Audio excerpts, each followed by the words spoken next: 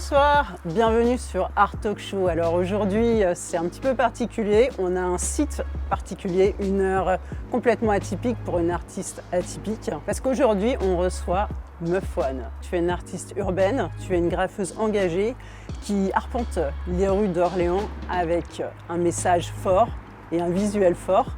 Je ne veux pas tout spoiler pour l'instant, alors quel est ce message et c'est quoi ce visuel exactement ?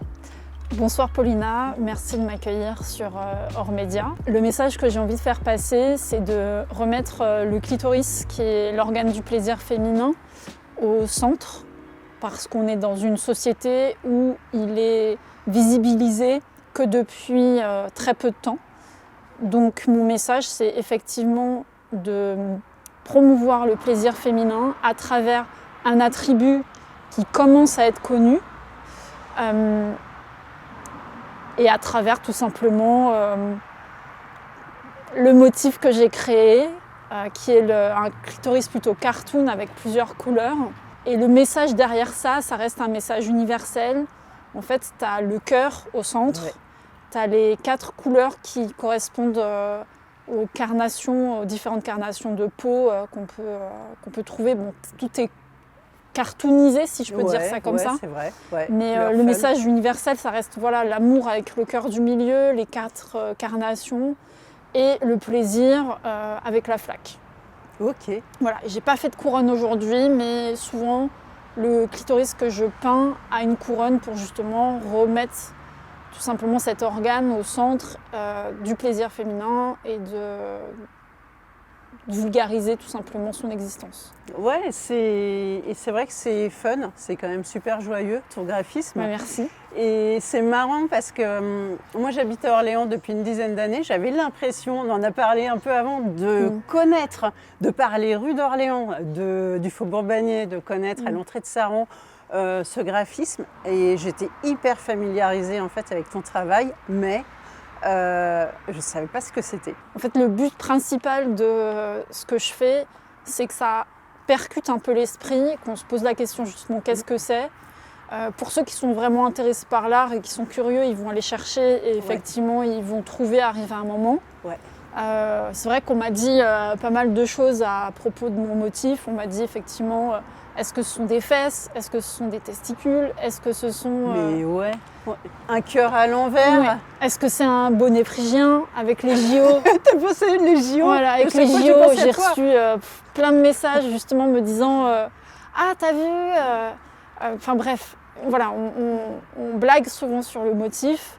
Il y a quand même beaucoup de personnes qui arrivent à le reconnaître quand même. Et ça, c'est cool. Mais j'ai fait exprès effectivement de le dessiner comme ça pour laisser le questionnement et la curiosité parler et pour que ça soit aussi facile à peindre rapidement. Ouais, parce que... Et que ça reste dans l'esprit. Complètement. Et c'est vrai que le fait que je ne savais pas ce que c'était, ça en dit long aussi sur peut-être l'éducation sexuelle qu'on n'a juste pas eue. En fait, ma génération, honnêtement, je ne te cache pas que le clitoris a été un peu inconnu pour moi jusqu'à assez tard. Je suis née à la fin des années 70. D'accord. Et c'est pas, on n'était pas exactement là-dedans, en fait, en effet. Comment il t'est venu, en fait, comment tu as eu cette idée finalement de dessiner Alors, ça fait longtemps que j'aime l'art. J'ai commencé à peindre au lycée. Dans mon lycée, on nous laissait nous exprimer dans des locaux qui étaient voués à disparaître. Ouais, Donc, j'étais en L-Art à l'époque. Je ne sais plus si ce bac existe encore actuellement, je ne crois pas, puisque le lycée a été réorganisé. Néanmoins, du coup, c'est depuis le lycée que j'ai commencé à peindre sur des murs. Après, je me suis rangée, je suis arrivée à la fac et je me suis dit... De toute façon, il faut travailler à la fac pour pouvoir avoir des diplômes et un métier. Donc du coup, je me suis concentrée là-dessus, j'étais focus là-dessus, même si j'avais des carnets, entre guillemets, dans le tiroir, toujours à dessiner. Mais en fait, c'est arrivé, passé 30 ans, où je connaissais le graffiti, j'ai découvert le graffiti. Alors moi, j'ai grandi dans un village, mais j'ai découvert le graffiti à Orléans, en urbex, parce que je faisais beaucoup d'urbex aussi. Ouais, d'accord. Et c'est vraiment en Californie où ça m'a marqué. Parce que là-bas, c'est vraiment immense.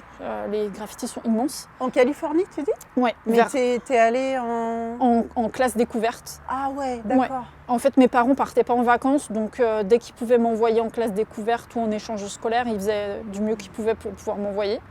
Et donc du coup, c'est là-bas où je suis arrivée sur Venice Beach, etc., où je me suis dit, ouais, c'est quand même quelque chose d'autre que par chez nous.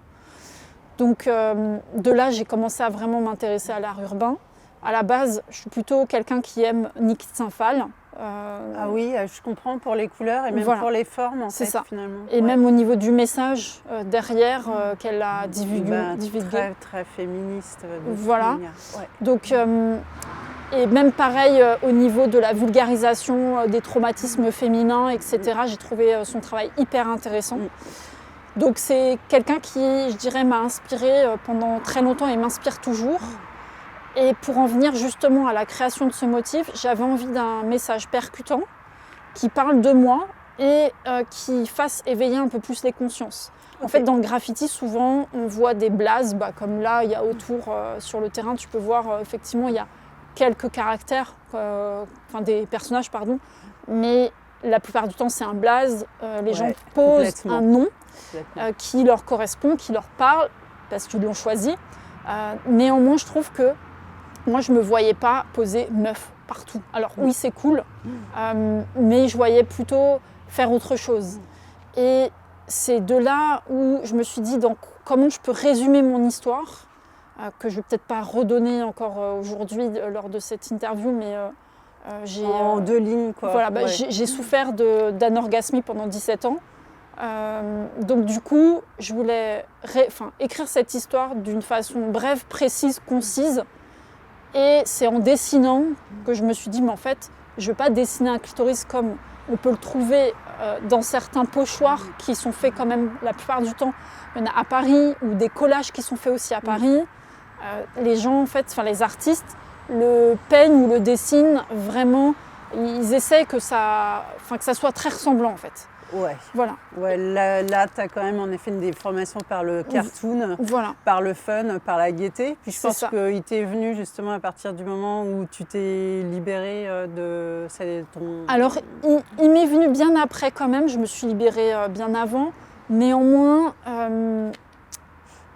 pour moi, c'était assez naturel de faire ça, dans le sens où je voulais quelque chose qui soit entre le logo, qui puisse être répétitif, qui parle d'amour, d'universalité, que toutes les femmes puissent le voir et se l'approprier. C'est-à-dire, je ne voulais pas juste faire un truc d'une couleur particulière, bien que le rose fuchsia soit, magenta soit assez universel, mais je voulais que ça parle aussi d'autre chose en fait. Ouais. Parce que...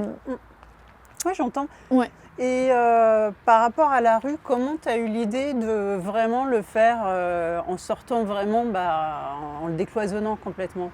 Alors, le truc, c'est que quand tu peins de façon légale sur un terrain, comme ici, on est justement sur un terrain légal, ici, je vais comparer ça un petit peu à la publicité. Ici, c'est un moyen d'expression, c'est un lieu d'expression où tout le monde a le droit de venir, de peindre, de recouvrir n'importe quel graphe dont il a envie et de mettre le sien. Seulement à Orléans, maintenant, il n'y a plus le terrain de la vinaigrerie. Avant, il y avait la vinaigrerie où on pouvait peindre. Carrément, maintenant, c'est devenu interdit. Ouais. Il n'y a pas de lieu, en fait, où vulgariser un message, je dirais, de façon libre. Autre que sur des murs plus ou moins légaux. J'aime bien dire plus ou moins légaux parce que par exemple, Faubourg-Bagné, ça reste un mur privé. Le rond-point de Saran, ça reste un mur privé, mais tu as des zones comme ça un peu en biais où c'est plus ou moins entre le toléré et le interdit. Ouais, d'accord. Mais ce sont des endroits qui sont vus. Ouais. Voilà. Et de la même façon que, par exemple, un publicitaire va s'intéresser à positionner son affiche à un endroit précis et que celui qui gère en fait cet espace public où il va vendre son espace publicitaire plus ou moins cher où ça se situe, un graffeur qui a envie de faire passer son message ou son blaze, enfin peu importe ce que tu veux, va chercher la meilleure place. Et on parlait de ce qui était légal, pas légal au niveau des murs. Ta routine de graphe, quand tu graffes sur un mur qui n'est pas légal, en gros, c'est quelle heure Donc tu veux les secrets en fait? Bah j'aimerais bien, tant qu'à faire, je suis pas venue pour ça.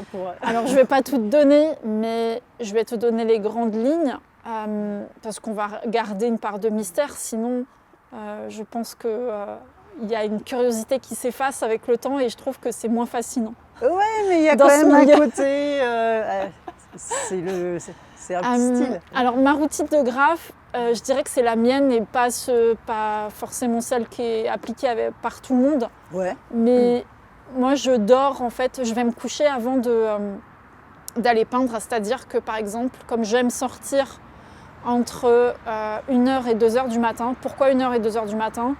Parce que déjà, bon, si c'est Orléans, mais même ça fait très longtemps que j'ai pas peint à Orléans, mais tu as les lumières qui sont éteintes. Voilà. Et puis tu as beaucoup moins de badauds dans les rues. D'accord. Okay. À part les insomniaques qui promènent leurs chiens et ceux qui sortent de soirées ou de bars, tu as très peu de monde. Ouais. Donc dans la plupart des villes, souvent le créneau parfait, moi je dis, de me concernant, c'est entre 1h et 3h30. Dès que tu passes 3h30, tu as tous ceux qui travaillent tôt à 4h du matin qui se lèvent et là, tu as la ribambelle de personnes qui sortent. Donc pour moi, ce créneau-là, il est super important et comme je dois couper mon sommeil en deux et que je peins en semaine la plupart du temps, je vais me coucher, il est 19-20 heures. Ok. Je mange et je vais me coucher. Et du coup, tu travailles en journée et puis après tu te couches et après tu as ta routine. Et en fait, je me lève 20 à 30 minutes seulement avant de sortir. Ok. Parce que si je me lève plus tôt, j'ai tendance à traîner et à ne plus vouloir y aller. Ah, voilà. Je comprends. Ouais, d'accord. Pour moi, c'est une mission. Vraiment, c'est une mission. Donc, je me lève, je m'habille. Je prends un truc à manger. Tu te camoufles quand tu sors? Non, jamais. Pourquoi? Parce que dans la rue, la plupart du temps, quand tu es masqué, les gens soit ont peur ou soit vont venir t'agresser. Donc ça ne sert à rien d'éveiller plus que ça l'intérêt. Déjà, de toute façon, quand tu es habillé, enfin moi je suis habillée souvent en noir, avec mon petit sac à côté de moi, déjà ça... Pour la nuit, camouflage, la nuit? Ouais, même parce que j'aime bien le noir aussi. Ok, ouais. Du coup, déjà ça, pour moi, c'est déjà beaucoup. Ouais, d'accord. Voilà. Les gens, après, ils te croisent et c'est pas... soit tu es là parce qu'ils se disent, tu rentres chez toi. Ouais. Et c'est bien qu'on en parle, justement, parce que je te demandais, là, si tu avais un accoutrement spécial. Et justement, on en avait parlé un peu en amont pour l'interview. Au début, j'ai même dit, mais vu qu'il faut que tu témoignes de manière anonyme, dans ces cas-là, est-ce que cagoule, tu serais OK? Et tu m'as dit non. Non, moi, j'aime pas la cagoule. Après, moi, c'est le message qui est derrière la cagoule qui me parle pas. Ouais, OK. Après, les masques, etc., pourquoi pas? Mais pour moi, la cagoule, non. Ouais. Et j'ai une réflexion après, en fait, vu qu'on en a parlé en amont, j'ai trouvé ça super intéressant, en fait, ta réaction, et ça m'a fait penser à toi, à comment tu étais. Je te cache pas que j'étais allée voir une autre interview en ligne où on ne te voyait d'ailleurs pas, on te voyait juste le bas du visage. Tu avais du rouge à lèvres et c'était très gracieux, c'était très féminin. Mais en fait, je me suis dit... Finalement, il y a une cohérence par rapport à son image. Je me suis dit, en fait, elle est dans le fun, elle est dans le plaisir, elle est dans la joie et elle n'est pas dans la colère, la revendication. Elle n'est pas dans l'imagerie Pussy Riot, tu vois, pour ne pas les citer. Pour te dire, comme j'aime à dire à tout le monde, je trouve que déjà d'aller peindre dans la rue, c'est déjà une grosse mission. J'ai pas besoin moi, je ne ressens pas le besoin d'avoir le poing levé. Ouais, il y a une lourdeur après. Voilà, et c'est pas le message aussi que j'ai envie de véhiculer. Et j'interviens dans les collèges et les lycées. Et en fait, dans les collèges et les lycées, je fais aussi des interventions via la sexualité positive et le body positivisme. Et en fait, le message que j'ai envie de véhiculer, c'est que la communication revienne au centre, en fait, de l'humain. Parce qu'en fait, à cloisonner les personnes et à se cantonner à, je dirais, un groupe ou une idéologie, pour moi, ça ne me correspond pas complètement. parce que je trouve que ça coupe un petit peu la communication. Ouais. Et, Je voulais te demander justement là-dessus, je voulais te demander si tu graffais toujours toute seule, ne serait-ce que s'il y a des rues un peu fréquentées, ou même, enfin là on est assez bas, Oui. mais je pense que des fois tu as des rue du Faubourg-Bagné par exemple, il était juste ultra haut ton plateau. Rue du Faubourg-Bagné, a fallu monter la barrière, monter l'échelle, on était 2. Ok, je me dis au moins 2 quoi, dans ces cas-là. T'es obligé c'est avec chaud, l'échelle, quoi. c'est Ouais. chaud. Puis Faubourg-Bagné, la police passe souvent. Et c'est surtout que moi, je fais hyper attention. Il y a des graffeurs qui peignent comme ça, même s'il y a les voitures qui passent, moi je me couche en fait. D'accord. C'est vraiment très militaire ma façon de faire, donc je fais tomber l'échelle et je la jette carrément en fait et je me couche. Ouais, À chaque c'est passage. tout un rituel. Ouais. Ah ouais, oui, c'est, Ouais. ça fait une grosse discipline et ça peut faire un peu de... Ouais, ça peut compliquer pas mal le Ouais, processus. c'est pour, c'est pour ça qu'en fait, ça fait un petit peu psychorigide, mais c'est pour ça que le clitoris que je peins, il est fait comme ça pour que ça aille rapidement. Et même ceux qui font du vandal régulièrement savent très bien que déjà, il y a déjà beaucoup de couleurs. Parce qu'il faut changer de couleur dans la rue, c'est pas facile. Voilà. Mais j'en suis à mettre les bandes d'un sens en fait. Comme ça, j'ai pas à regarder. Je sais qu'en premier, c'est le rose, le deuxième, c'est le magenta, et j'en vois comme ça en fait. Ouais. Voilà. Oui, tu es quand même extrêmement méthodique et il y a besoin. Je me demandais aussi par rapport à tu parlais du crew, donc ça me fait penser à ton environnement. Je me demandais si les gens que tu connais, tes proches et tout, s'ils savent en fait Alors, ce que tu fais. Pendant très longtemps, je me cachais vraiment même aux personnes, par rapport aux personnes que je croisais. Et maintenant, de moins en moins. D'accord. Voilà. En fait, j'ai un dicton qui dit plus tu es bien avec ce que tu fais et que tu es toi-même, je dirais plus les gens comprennent. Et on est en 2025 où il y a quand même pas mal de... Je dirais pas... je dirais plutôt d'ouverture d'esprit, c'est-à-dire que les gens sont un peu plus ouverts au graffiti. Ouais. Il y a encore une bonne grosse partie de personnes qui sont fermées et qui n'aiment pas ça, mais tu le sens direct. Ouais. Voilà, je pourrais même pas t'expliquer pourquoi. Il y a des gens, je sais que je leur dirai jamais ce que je fais à côté. Ça, c'est sûr. J'ai vu aussi que tu avais beaucoup voyagé. Il n'y a pas juste à Orléans, évidemment, que tu sévis. Ouais. Il y a beaucoup de pays, je pense. Ouais. Pourquoi est-ce que tu voyages pour, Alors, je travaille, je voyage par rapport à mon travail déjà. D'accord. Donc, j'en profite de peindre pendant que je voyage pour mon travail. Et après, c'est vrai que déjà, personnellement, j'aime beaucoup visiter des villes, voyager. Et c'est très plaisant de visiter par exemple des villes avec des amis qui peignent aussi. Et donc en fait maintenant c'est un peu ça, c'est qu'en fait on voyage à plusieurs, souvent à 2, et puis on va peindre dans une ville. Parce qu'au final, Orléans je peins plus vraiment. C'est très anecdotique ce que je fais à Orléans. Ok, donc là dans ces cas-là, c'est pas un crew, mais c'est plutôt des amis qui peignent ensemble? Oui, c'est plutôt des amis qui peignent ensemble. D'accord, voilà. Ok. Ouais, c'est important cette différence de terminologie. Oui.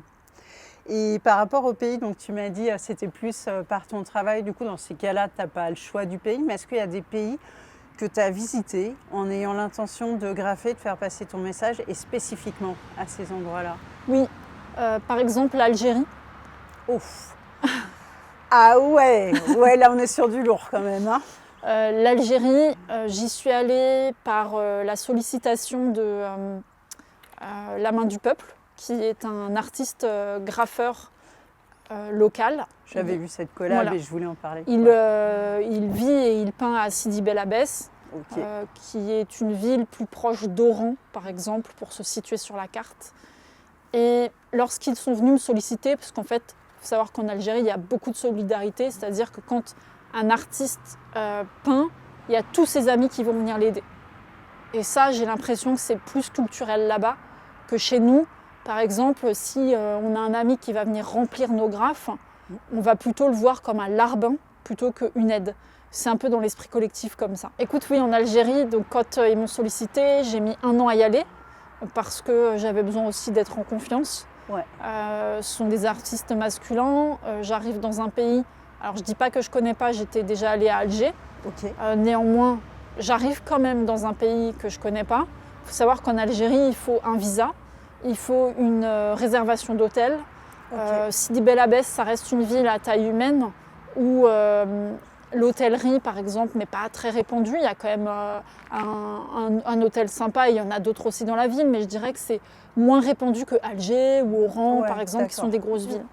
Donc du coup, j'arrivais là-bas, ils venaient me chercher à l'aéroport. Enfin, voilà, j'allais un peu à l'aventure et je me suis dit, si jamais, par exemple, ça ne se passe pas bien, comme je l'avais imaginé, bah, je vais rester en Algérie, dans un pays que je ne connais pas vraiment et qui reste touchy, je dirais. Et tu étais la seule fille, tu dis, sur ce type de projet? Oui, donc alors du coup, c'était une collaboration amicale, c'est-à-dire que je suis venue, j'ai pris mes vacances et je suis restée 10 jours. Et donc en fait, on est allé, donc il m'a présenté son atelier, son groupe d'amis, donc forcément quasi que des hommes. Enfin, je dis forcément, c'est un peu bizarre de dire ça, mais je m'attendais de toute façon à ce qu'il y ait beaucoup d'hommes. Et j'ai eu un accueil, mais juste merveilleux. Donc, quand tu vas dans la vraie vie, tu as quand même une autre version des faits, parce que là, on est quand même sur le contexte d'une graffeuse. On est sur le contexte de meuf, qui est une meuf qui va en Algérie, au milieu des mecs, pour peindre des clitos sur des murs. Oui. En fait, c'est ça, pour de vrai. Oui. En fait, tu leur avais pas dit que c'était des clitos, tu avais dit, ouais, c'est un cœur. Mais en fait, c'est là où c'est assez drôle, parce que au début, tout le monde me dit, oui, on voit pas ce que c'est. Ouais, les Algériens ont très bien vu ce que c'était. C'est vrai. En 2-3 jours, quasi tous les clitos, ils ont été taillés. Tous les clitos, quasi en 2-3 jours, ils ont été effacés. Il n'y en a qu'un seul qui est resté. Bon, dans une rue, je ne sais pas pourquoi il reste à cet endroit-là, mais peu importe. Mais tous les clitos ont été taillés. Ah, c'est juste incroyable. Donc les gens savent très bien ce qu'ils veulent. Oui, ils savent ce que c'est. Voilà. Ouais, super intéressant. Et donc on a fait une fresque effectivement dans la montagne. Avec une collaboration qui est juste géniale. Et comme on dit, si Dieu veut, je vais y retourner très prochainement. Ok. Et je me demandais, qu'est-ce que c'est ton plus beau moment artistique? Est-ce que c'est justement ce séjour en Algérie ou tu as autre chose? C'est difficile, c'est difficile cette question. Quel est mon...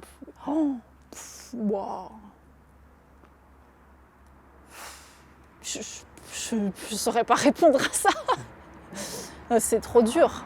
En tout cas, moi là, ce que tu viens de me raconter comme anecdote, je trouve ça tellement... franchement, peindre en Algérie, dans les montagnes quasi désertiques, avec un artiste, ses propres amis qui le suivent comme son ombre parce qu'ils sont sur le projet de la main du peuple, c'est exceptionnel.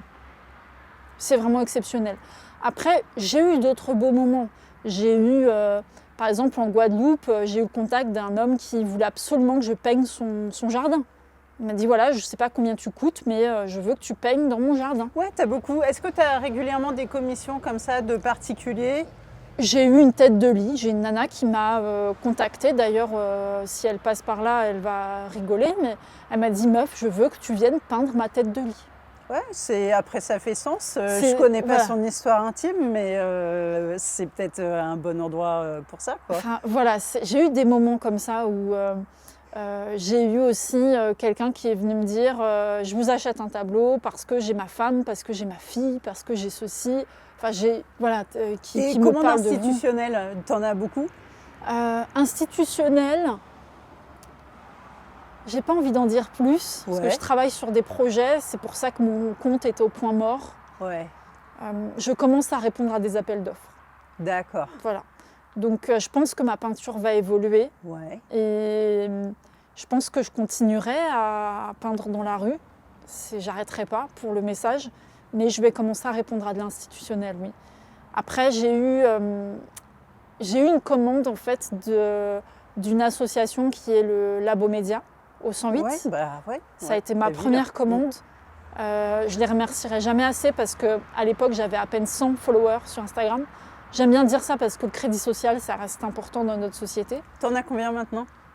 Je crois que je suis à 2830 en organique. Ah. Donc bon, voilà, tu sais, c'est pas tant le nombre, c'est la qualité des gens qui te suivent. Ouais, mais on voit quand même que ça grossit. Et c'est vrai, je trouve ça chouette aussi de voir qu'on est dans une époque, ou même on est dans une époque, ok, il y a pas mal de tabous, il y a pas mal de conflits, il y a pas mal de problèmes d'incompréhension.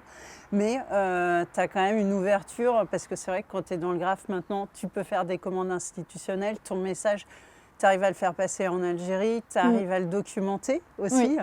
Donc ça, c'est vraiment chouette. Et je trouve ça bien aussi que tu aies cette double casquette pour les conférences, comme tu dis, de pouvoir parler avec les publics et là avec moi. Oui. Et c'est super important pour moi aussi, comme ça, d'avoir les deux.